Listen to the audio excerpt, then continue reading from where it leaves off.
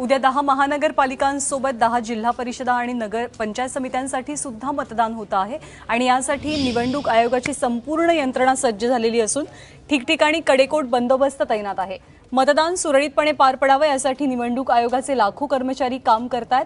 ही माहिती आयुक्त जे.एस. सहारिया यांनी दिली आहे। निवडणूक काळामध्ये आचारसंहिता उल्लंघनाच्या 240 केसेस दाखल झालेल्या असून 291 जणांना तडीपार केल्याची माहितीही त्यांनी दिली। तसंच राज्यभरात एकूण 61 लाखांची रोकड जप्त करण्यात आली आहे।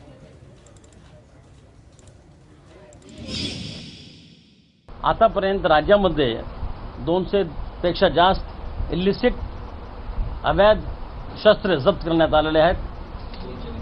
200 पेक्षा जास्त राज्यामध्ये। कॉर्पोरेशनमध्ये सर्वात जास्त आहेत 188 लिकर जे आहे अवैध दारू तो जवळजवळ 3 लाखपेक्षा जास्त लिटर्स जप्त करण्यात आलेले आहेत आणि ह्याशिवाय 4 कोटीपेक्षा जास्त रुपयाची दारू जप्त करण्यात आलेली आहे। म्हणजे 4 कोटीची वेगळी आणि 3.25 लाख लिटरची वेगळी अशा प्रकारची दारू जप्त करण्यात आलेली आहे।